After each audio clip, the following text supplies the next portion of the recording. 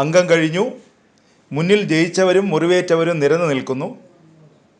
BJPക്കും മോദിക്കും തിളക്കം കുറഞ്ഞു. രാഹുൽ ഗാന്ധി കരുത്തനായി മാറി. 2024 ലോക്സഭാ തെരഞ്ഞെടുപ്പിനെ ഇങ്ങനെ ചുരുക്കത്തിൽ വിലയിരുത്താം. മോദി ഗ്യാരണ്ടി ജനങ്ങൾ അത്ര കണ്ട് സ്വീകരിച്ചില്ല. മത ധ്രുവീകരണ നീക്കങ്ങളും തിരിച്ചടിച്ചു എന്ന് വേണം കരുതാൻ. അയോധ്യ രാമക്ഷേത്രവും BJPക്ക് ഗുണം ചെയ്തില്ല. കോൺഗ്രസിനെ സംബന്ധിച്ചിടത്തോളം ഈ തെരഞ്ഞെടുപ്പ് വിജയം നൽകുന്ന ആശ്വാസം ചെറുതല്ല. BJPയുടെ പ്രഭാവത്തിന് മുന്നിൽ തിളക്കം നഷ്ടപ്പെട്ട കോൺഗ്രസ് നിരന്തരം പരിഹാസങ്ങളും ഏറ്റുവാങ്ങിയിരുന്നു. സത്യത്തിൽ രാഹുൽ ഗാന്ധിയുടെ ഒറ്റയാൾ പോരാട്ടത്തിൻ്റെ വിജയമെന്നും ഈ തെരഞ്ഞെടുപ്പ് ഫലത്തെ വിശേഷിപ്പിക്കാം.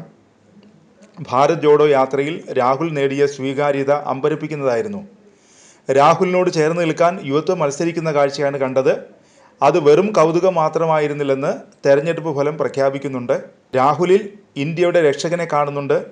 ആധുനികനായ ഒരു രാഷ്ട്രീയ നേതാവിൻ്റെ ഇമേജാണ് രാഹുലിനുള്ളത്. അതുതന്നെയാണ് രാഹുലിൻ്റെ കരുത്തും. BJPയുടെ പ്രഹരമേറ്റ് തളർന്ന കോൺഗ്രസ് നേടിയ 99 സീറ്റുകൾക്ക് 1000 സീറ്റിൻ്റെ സൗന്ദര്യമുണ്ട്. മോദിയും BJPയും സർവ്വശക്തിയോടെയും തെരഞ്ഞെടുപ്പിനെ നേരിട്ടപ്പോൾ ഏറെ പരിമിതികളിൽ നിന്നുകൊണ്ടാണ് കോൺഗ്രസ് തെരഞ്ഞെടുപ്പിനെ നേരിട്ടത്.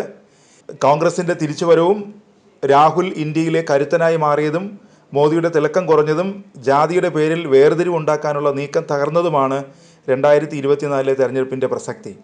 രാഹുൽ ഉത്തരവാദിത്തങ്ങൾ ഏറ്റെടുക്കുന്നില്ലെന്ന പരാതിയാണ് പൊതുവേ ഉള്ളത്. രാഹുൽ ഗാന്ധി പ്രധാനമന്ത്രിയായെത്തണമെന്ന് ആഗ്രഹിക്കുന്നവരുമുണ്ട്. നിലവിലെ സാഹചര്യത്തിൽ സർക്കാർ രൂപീകരണ നീക്കവുമായി ഇന്ത്യ മുന്നണി മുന്നോട്ട് പോകുന്നു.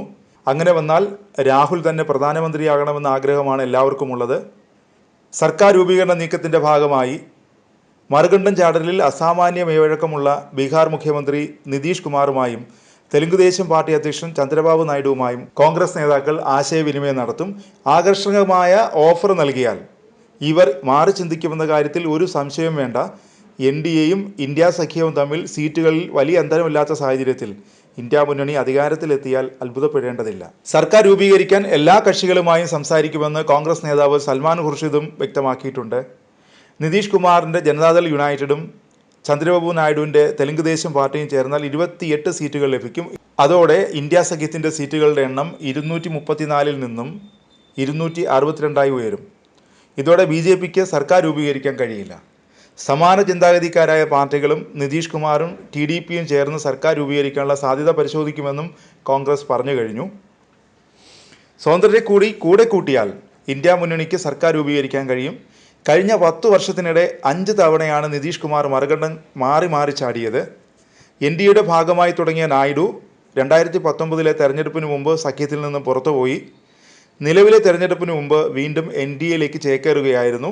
400 സീറ്റെന്ന് അവകാശപ്പെട്ടാണ് BJP പ്രചാരണം നടത്തിയത്.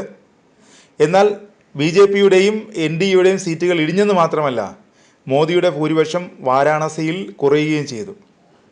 അമേഠിയിൽ സ്മൃതി ഇറാനിയുടെ പരാജയം BJPയെ സംബന്ധിച്ചിടത്തോളം വലിയ തിരിച്ചടിയാണ്. തോൽവിയുടെ ഉത്തരവാദിത്തം ഏറ്റെടുത്ത് നരേന്ദ്രമോദി പ്രധാനമന്ത്രി കസേര ഏറ്റെടുക്കരുതെന്ന ആവശ്യമായി തൃണമൂൽ കോൺഗ്രസ് അധ്യക്ഷ മമതാ ബാനർജി ഉൾപ്പെടെയുള്ളവർ രംഗത്ത് വരികയും ചെയ്തിട്ടുണ്ട്. BJPയെയും NDA സഖ്യത്തെയും അടക്കി ഭരിച്ചിരുന്നത് മോദി അമിത്ഷാ സഖ്യമാണ്. ഇനി ഒരുപക്ഷെ അങ്ങനെയാവില്ല. BJPയിലെ അധികാര സമവാക്യങ്ങളും മാറിയേക്കാം. കോൺഗ്രസിനെ സംബന്ധിച്ചിടത്തോളം നഷ്ടപ്പെടാനൊന്നുമില്ല, കിട്ടാനുള്ളതോ പുതിയൊരു ഭാവിയും. അതുതന്നെയാണ് പാർട്ടിയുടെ ആത്മവിശ്വാസവും.